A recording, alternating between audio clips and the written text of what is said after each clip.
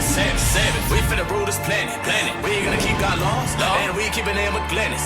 Y'all walk around with sadness. Ready for the war, we standing. We hit the street, they panic. Strip coming out, they vanish. You will never ever say to me black or Hispanic, cause my nationality. It's people on this earth, direct enemies to the Most High God above, Christ, His Son, the Black Messiah, and the children of Israel. The Bible deals with it, and that's what we're trying to bring out to you. And guess what else the Bible does? The Bible brings solutions to the issues and the problems that are plaguing our community. We're not rising up with knives or gangs. We're not rising up with that. We're rising up with the word of God. Read.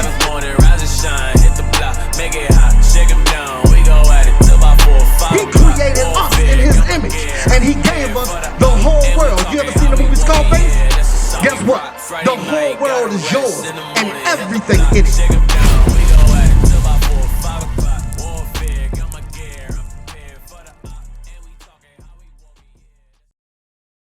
My brother right here. Let me ask you a question. How old are you? 17. 17? How long you been living out here? I don't stay out here. I used to stay out here though. You stay out here? So you just out here with somebody you know? Yeah. Let me ask you a question. What's up? You see this stuff right here? Yeah. Come see. Come around over here. Right over here. Over here. Right here. Look, over here. Come over here. You see this right here? Yeah. You learned that in school? They taught you about that in slavery in school? Yeah. And it showed you your people went through this, right? You know why your people went through this? When you go to church, right? You go to a church. You've been to church before, but it didn't make sense to you, huh? Everything they say just sound like a lie. They tell you a song and dance, tell you if you pray on it, God gonna fix it, right? But guess what? Everything take action. You got a job? In order to get money, what you got to do? Can you just talk about it? You got to put forth action, right? That's the same thing like what I'm about to talk to you about right now. These curses happen to us because we fell away from the commandments of God. Right. If I ask you, what's your nationality, what you gonna tell me? You see what I'm saying? But watch this, Isaiah 1 and 3. Because when I ask you, you say, I don't know. Watch this. Isaiah chapter 1 and verse 3. Isaiah 1 and 3. The ox knoweth his owner. Ox, like a cow, right? You see him today. Ox, he say he knows his owner. And the ass his master's crib. And a donkey know where he belongs. A ox know who he belongs to, and a donkey know where he's from. But what? But Israel. But who? But Israel. Read. Does not know. My people does not consider. Guess what? The Israelites don't consider who they are. And I'm about to show you something, right? You say you're 17. Yeah. How long you been smoking? 3 years. 3 years. Why you start smoking? No reason. Just picked it up, right? Yeah. Seen somebody smoking in your family or stuff like that, or brothers that you hung around with, and you just picked it up. Guess what? You know that's smoking right there, right? Your oppressors gave that to kill you. You believe that? Yeah. You say you do believe it, but you still smoke it, right? Weed don't kill you. Weed don't kill you? Yeah, weed kill you too. He ain't know that? He ain't know weed kill you. You know how they say weed kill your brain cells? Weed for the earth. Weed for the earth? Let me ask you a question. What you smoke weed for? I just smoke it. You say you just smoke it? Yeah. Because you say it don't kill you. Yeah, my pain. But you know tobacco kill you, still smoke it, right? Yeah. Weed is from the earth, tobacco is from the earth. Yeah. But it's not meant to be smoked. It's not meant for you to consume for you to get high. Yeah. When you do that, all you're doing is escaping your reality. That's all you're trying to do. It's like a form of trying to escape a form of depression. That's what it is.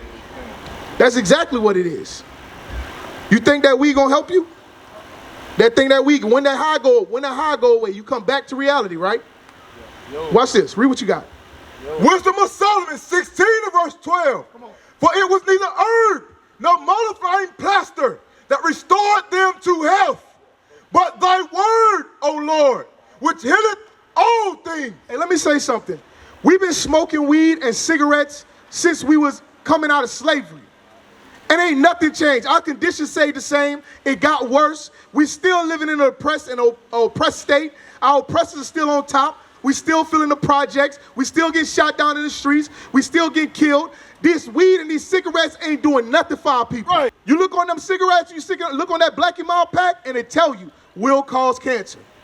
Right. And we still do it. You know why we live suicidal? Because we don't even know who we are. Go to Deuteronomy 28 and go to verse, each day looking for their day to come. 50, go to 54. What does it say? 59, go ahead. Deuteronomy 28 and verse 59. Then the Lord will make thy plagues wonderful, and the plagues of thy seed. Go over verse 60. Verse 60. Moreover, he will bring upon thee all these diseases of Egypt, which thou wast afraid of, and they shall cleave unto thee. Also every sickness and every plague, which is not written in the book of this law, them will the Lord bring upon thee, until thou be destroyed. Guess what? Whenever he said all these sickness and plague, you don't find cancer in the Bible. Right. You don't find lung cancer in the Bible. You don't find memory loss in the Bible. You don't find killing your brain cells in the Bible. You don't find loss of oxygen in the Bible. Erectile dysfunction in the Bible. Depression, and all of these things stem from you smoking. Right. Stem from that weed. Stem from that cigarette. It's so bad now that this is what's polluting our children. You 11, 12, 16, 17, smoking weed and cigarettes, and you think it's all right because you don't even realize you living in an oppressive state. Right. You think you're doing it because you want to. You ain't doing nothing that you want to out here. Everything you do, our oppressors has been teaching it to us. You know. They put it in our music. They put it in our movies. They put it in our schools. They put it in our stores. Just like when you're young, you go to the candy store and they had little fake candy cigarettes for you to pretend you were smoking. But they make you feel like everything is okay now. Right. This is my choice. I'm just doing it because I want to. And it'll make you feel like you hard. Make you feel like that make you tough. That make you a man. None of that stuff do none of that for you. Because your people are still oppressed and they need your help. We need our men to stand up.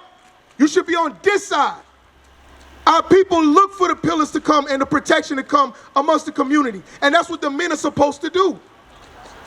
My sister right here, let me ask you a question. These your kids? Are you, you come over here. No, you come over here. Oh, you want me? No, I'm sure my hand. Since you're okay, it's okay. Let me ask you a question. You said these are your kids, right? Is the father there too? He's in the house with them too? All praises. Y'all married. Y'all not married. But y'all been together for a while. Y'all have 3 beautiful children. Guess what, sis? Y'all need to get married. That's right. You don't want to get married? What?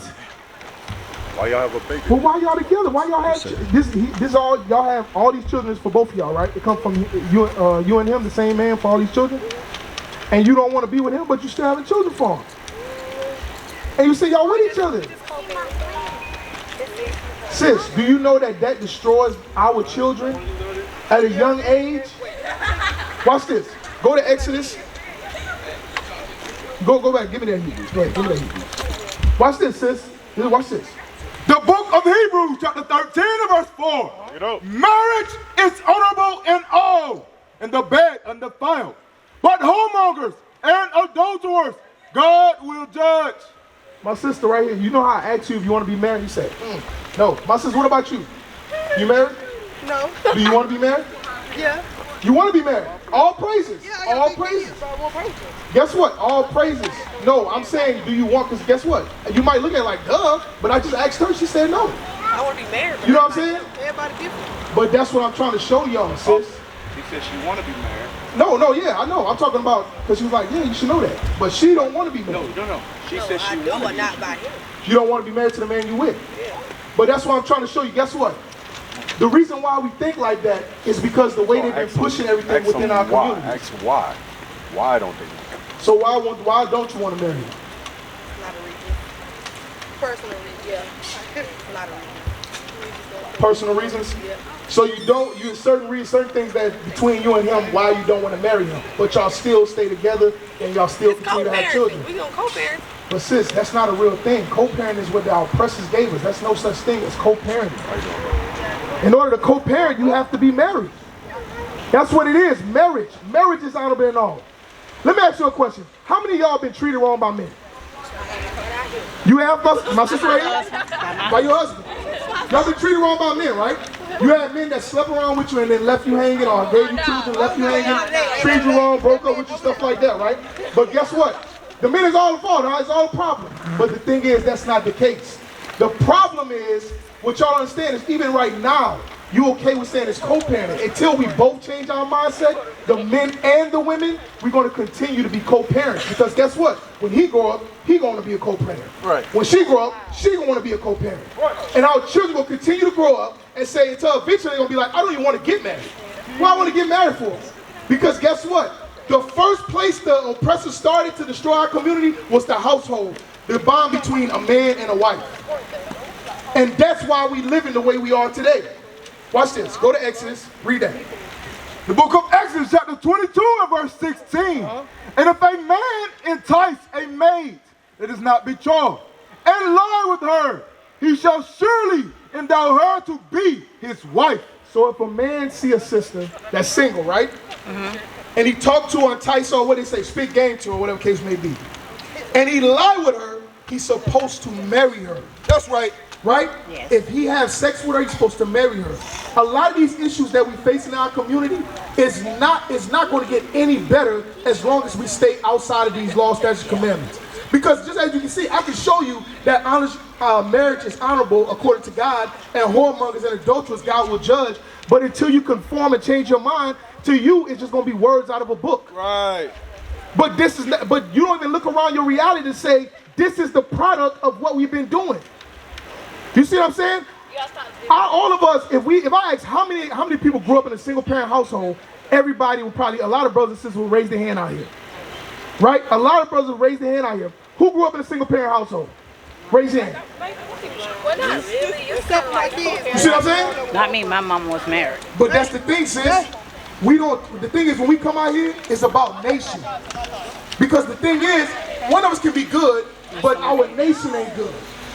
Why they You understand? Why they married? I'm married, and I've been married for 7 years, but me and my husband separate. So, But he was that's- cheap. So, I had to let him go. That's what, okay. But this is what I'm telling you here, sis. That's why I said, until we come to this, we're going to continue to live that life. Right. Because let me ask you, that cross you got on the neck, you follow and you believe you're a Christian, right? Yes. You follow Christianity. Yes. You go to church on Sundays and things like that, right? I work 7 days, so You work 7 days a week. But you identify I as know a Christian. God. Yeah, I know God. But let me ask you a question. How long have you been following Christianity? Ever since I came in the world. Was your husband a Christian too? I don't know about that then. Sirach chapter 6. And then we're going to get that. Because that's the thing, sis. When we get in here today, it's normal. Watch this. How many of y'all ever, y'all had a boyfriend? Boyfriend? How old are y'all? Are y'all older than 17? 16? What y'all, 15? Yeah. 15. And you had one boyfriend? Your whole life? No, multiple boyfriends, right? No. So that's the thing. You see what I'm saying? Sis, that is not the way it's supposed to be. That's why we're coming out here. Because the problems and issues you see today in the community, it can be changed, but you have to change first. Let me show you how simple it is. I'm 57. When I asked you, I said you was married to your husband. How long y'all was married? Well, next month will be 7 years. 7 years, right? Yes. And 7 years, I asked you, was he a Christian? You said, I don't know. I don't know. Watch this. The book of Sirach, chapter 6 and verse 7. If thou was to get a friend, prove him first. Guess what? When you get a friend, you prove them first. The way we talk today, in today's time is, you go out there and you get a boyfriend and he cheat on you, your mama say, don't even worry about him. There's more men out there, there's more fish in the sea. It's more men, it's his loss. He did wrong. He gonna realize that he messed up. But that's not how it's supposed to be. In the beginning, it was ordained for one man to be with one woman, and once you got married, that was for a lifetime. We used to scream black power while heroin was pushed. But at the end of the day, nothing's in vain. IUIC has been given a vision. The tents of Judah has risen. Many has attempted the mission, minor murmuring, omitting, and missing the mark. Just reading that he had the flame of fire in his eyes gave us the spark. We on Paul's mission. We out on the road, purple and gold, from Mexico, Cuba, Haiti, Ghana, Sierra Leone. 144,000 boots banging, concrete crackling. These are our men repented at heart. The scriptures is proof. IUIC, we deliver the truth.